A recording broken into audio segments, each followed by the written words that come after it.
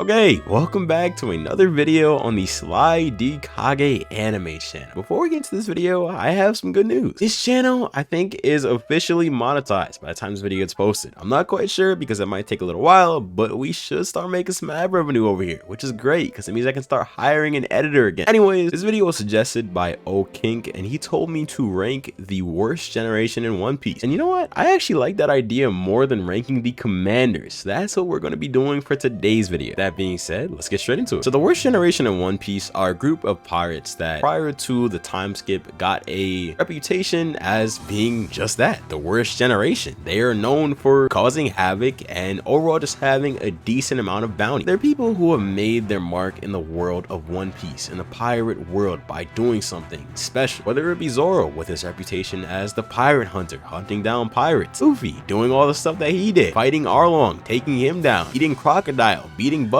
Luffy especially got a pretty big reputation by doing stuff like that. Kid, Killer, Law, all known menaces, Bonnie. I mean, the list just goes on, really. With that being said, let's get straight to ranking it. So number one on this list, and this is going to be a little bit of a heavy debate between number one and number two, I gotta put Monkey D. Luffy, man. I mean, how could I not? Monkey D. Luffy, as we all know now, currently, and these are manga spoilers, so watch out if you haven't caught up to the manga yet. We know now that Luffy actually has access to the Nika no Mi model sun god, or human model sun god. My fault. And this really allows him to do so much. He can transform the area into rubber, repel attacks by doing this. He can transform his whole entire body as much as he wants, and although he could do this before, now it's on a completely different level. For reference, Kaido's dragon form is extremely big. Like, I think it's actually a few times bigger than Kurama from Naruto, which we already knew to be pretty damn big. And to put this into perspective, now Luffy is actually playing with Kaido like a jump rope, so it's pretty ridiculous what this route can do. He's reflecting Bolo Blast like it's nothing, creating island-sized punches coated in hockey, which is insane. I mean, Luffy is a demon. Don't really think I have to say too much on that. Gear 5th is just a crazy ability. Not only that, he has mastered Conqueror's Infusion, which combined with Gear 5th, as we saw with his Bajran gun, is insane. He has pretty much mastered Future Sight to the point where he could actually dodge attacks from Kaido, who we know to be insanely fast. His strength after training in Udon for just a bit is insane, and I saw somebody say that because his muscle fibers were made out of rubber, they were actually harder to train, seeing as the way you gain strength in real life, and I guess in anime, is by destroying your muscle fibers and having them regenerate. And somebody basically said because Luffy had a Sea Stone Prism collar on in Udon, that restriction no longer applied to Luffy, so he got a really big power up. I don't know if you noticed, but he actually got bulkier after training in Udon because I guess his muscle fibers weren't made out of rubber anymore. I don't know. That theory would actually make sense to me though. But anyways, what I'm trying to say is Luffy is just such a demon now. He got so much stronger. He has mastered Ryuo. He has mastered Ryuo plus advanced Conqueror's Haki. He's just a demon. That's all it really is. Training with Rayleigh, training with Kyogoro. Yeah, I mean, Luffy is just him. I'm not gonna lie. At number two, I have Marshall D. Teach. I don't even know if he's really considered a part of the worst generation, but for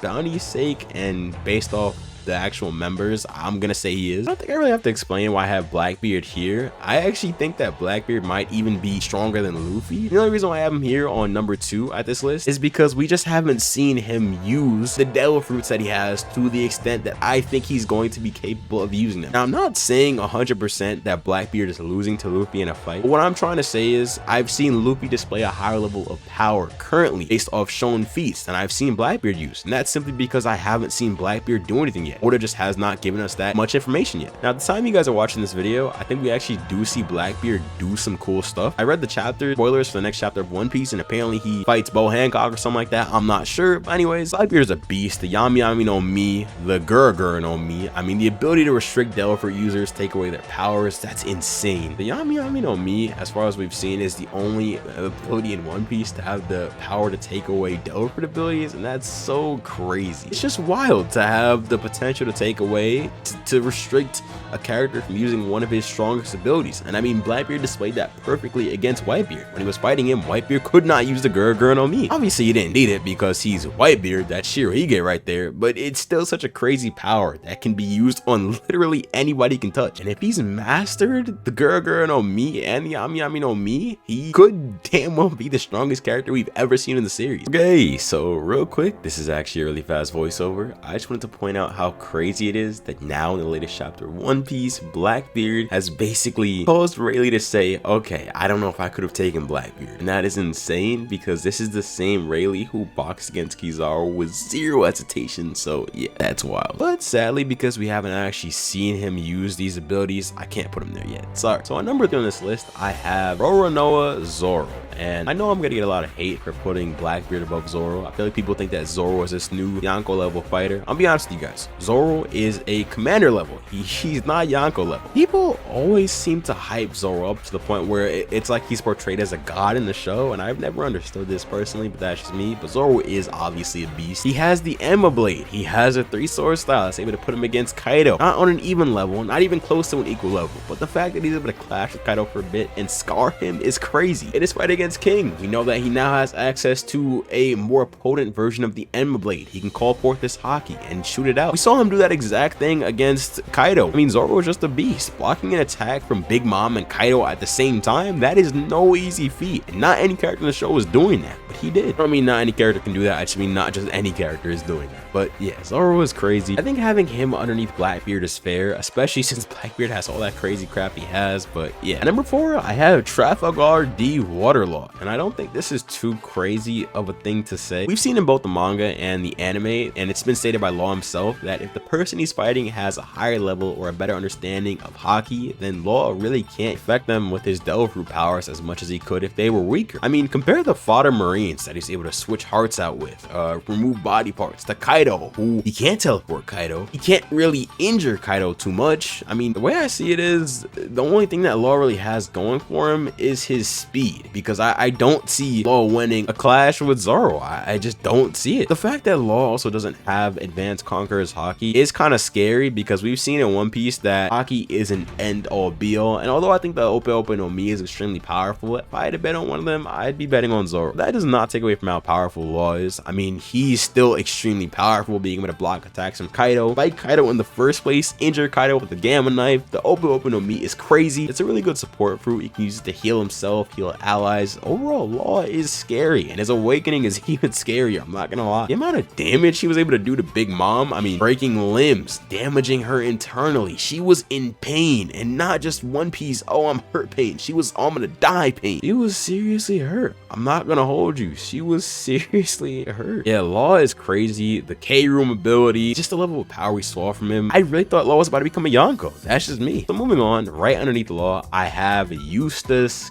Kid, and I think this is fair. Kid, his Devil Fruit Awakening ability to put poles on people and have his Devil Fruit ability attract to them. Also, just Kid's strength in general, being able to take hits from Big Mom and Kaido and just kind of, I don't want to say shrug it off, but not really be too visibly injured. I think it's cool. It is a beast. I mean, he can take damage, he can inflict some damage. The only reason why he's kind of towards the bottom of this list when it comes to powerhouses is because haki. Now, in One Piece, it's one of two things. Either you have crazy Devil Fruit abilities like Blackbeard, or you have crazy haki. And the reason why Blackbeard is above Law is because he has 2 crazy Devil Fruit abilities, whereas Law really only has 1. We have yet to see really crazy haki feats from either of them. And obviously that's the reason why Luffy is at the top of the list, because he has insane haki and an insane Devil Fruit. So yeah, unfortunately, Kid's Devil Fruit really didn't stand out too much to me. Like, I think it's an extremely overpowered Devil Fruit, having the ability to injure Big Mom, break her bones even. I think that's crazy powerful. I'm still not sure if he broke her arm or if Law did it, but regardless, he was able to inflict a good amount of damage on her, which is not an easy feat at all. Let me just get that clear. Being able to damage Big Mom is an extremely impressive achievement in One Piece, and I'm not downplaying him at all. I'm proud of Kid. He's a good fighter, and he's powerful and he's strong, but I just don't think he's up there yet. His Devil Fruit ability doesn't seem too crazy to me, and I'll be honest, in his fight against Big Mom, I was not too impressed because it felt like Law was kind of carrying. Even Law said, stop using me as an opening act, okay? Do something yourself, and that really just shows. I mean, I don't think I gotta say too much more. It is what it is, but Kid's still a very powerful fighter. Right underneath Kid, I have Killer, and I think this is the most fair placement on this list. Killer really earns being right above everybody else. His battle against Kaido, his Scyther Sonic, his weapons, he's such a cool fighter to me. I love people in One Piece that don't use Devil Fruits, that go pure weapons fighting style that are so cold, and Killer is a great example of that. Shanks, Rayleigh, Gabon. But yeah, Killer specifically, I love how powerful he is without using a Devil Fruit. He's just like Zoro. His ability to go toe-to-toe with Zoro, even though he was nerfed, and really do some good damage to him. That boy Zoro was boxing seriously. He fought against Kaido. He did damage to Kaido. He beat Basil Hawkins relatively easily. I think Killer is a really top tier fighter in the One Piece verse. I don't think he should be slept on, seriously. But right underneath Killer, I have, and this is a difficult one, I'm not gonna lie, this was extremely hard for me at least. I have X-Drake. Now, X-Drake was so difficult to power scale because right underneath X-Drake, in my opinion, you have Basil Hawkins. And Basil Hawkins is such a wild card in One Piece because he has the Delaford ability of the strong man, and that allows him to basically have an infinite number of lives if he really wanted to. Unfortunately though, if Basil Hawkins is pinned down by a person stronger than him, he can literally lose those lives again and again. And we actually saw Zoro doing this to him. He was killing Basil by killing his members, and that's a huge weakness. So when it comes to strength, I gotta give it to X-Drake. The dinosaur, I forgot what model it was, T-Rex maybe? I love his Delafruit. I love his strength. We've seen him use a good amount of hockey. We haven't seen him do any crazy feats, but we know that X-Drake is cold with it. We just know. Right underneath X-Drake, I have Basil Hawkins. I think the strongman is such a crazy ability, and I think he's also pretty strong. He's able to contend with Law for a little bit. He's able to fight Killer on, I'd say, somewhat of an even level around. It wasn't too crazy, but he was folding his own, which is good. Hawkins is a cool fighter, and I love his Delafruit, and it could really put him on the top of this list. I mean, having multiple lives as if you're in a video game, I think it's such a crazy ability. Right underneath Basil, I have Uroge, and you guys are gonna say, Chris, why do you not have Uroge above Hawkins? Like, what's going on? So I'll give my opinion on that. I feel like if Basil Hawkins and Uroge were to get into a fight, Uroge would obviously do more physical damage, but I feel like by the time Uroge is getting around to realizing, wait a second, this dude is basically immortal, he has multiple lives, I think that if these two fought, Basil Hawkins would wear Uroge down to the point where he'd have a few lives yet, but I think he'd eventually exhaust Uroge and come out on top. That's the way I see that fight going. I think that Uroge is strong, but not strong enough to the point where like a Zoro or even an X-Drake or a Killer, he can get rid of all those lives before getting tired out. That's just the way I see it. Uroge is still no joke. We know he went into Whole Cake Island, fought, and I'm pretty sure he beat Cracker. Then he left Whole Cake Island, so he's no joke. Uroge is definitely a strong fighter. I think his ability to get so much stronger is definitely very cool too. Yeah, Uroge is definitely no joke. I mean, he's probably a top tier fighter. I don't know if he's like there, but he's definitely a strong character. I'm not sleeping on him. Right underneath Uroge, I have Jewelry Bonnie, and I feel like this girl could be so powerful if we didn't see how easy it was for her to just get bodied. I mean, Blackbeard and Akainu just kind of put her in a spiff, and even though her Delaford ability seems so powerful, it's just like she doesn't really have any hockey feats or any feats in general. But I do think if she had better control over her Delaford abilities and maybe could like touch the ground like some Shigaraki stuff to make people younger, I think her character could soar. Like, she could genuinely become so much cooler if she could just turn people into kids just by looking at them or something, but that'd be too busted. Her power is crazy though. I feel like I put her above Capone because of her Delaford ability. I know people are gonna be like, okay Chris, you're wilding right now, you're putting Bonnie above Capone. I'm sorry, but the ability to, if she wanted to and got the opportunity, maybe turn Kaido into a little kid is crazy. I mean, think about it. What's stopping this girl from going up to Big Mom like, oh hey Big Mom, I'm one of your servants, I'm here to do your hair, and reverting Lin back into a baby? That is such a crazy power to me. I don't know. Right below Bonnie though, I have Capone, and his ability, the castle fruit, lets him transform into a castle. It's cool and it's durable enough to take hits from Big Mom, which I think is such a powerful ability. That's wild. But who's to say Bonnie can't just go up to Capone and just touch his castle and transform that castle into a kid? I mean, what that fruit can do, I feel like is seriously underestimated, but that's just me. But yeah, let me know what you guys think. I feel like a lot of people are gonna get mad at me for this list, and this is just the way I see it. Oh my god, I'm realizing I forgot Scratchman of Pooh. Oh my god, that's my bad. Okay, so I would put Scratchman of Pooh right below Monk Uroge. I feel like he would lose to Monk Uroge in a fight. That's just my opinion. So let me just get this clear. He's between Uroge and Jewelry Bonnie. Or yeah, I will say that I think Beji and Bonnie could switch places here, but I feel like her Delafruit just puts her on another level. But that's just me, and hopefully y'all enjoyed. I'll see you guys in the next one. Later.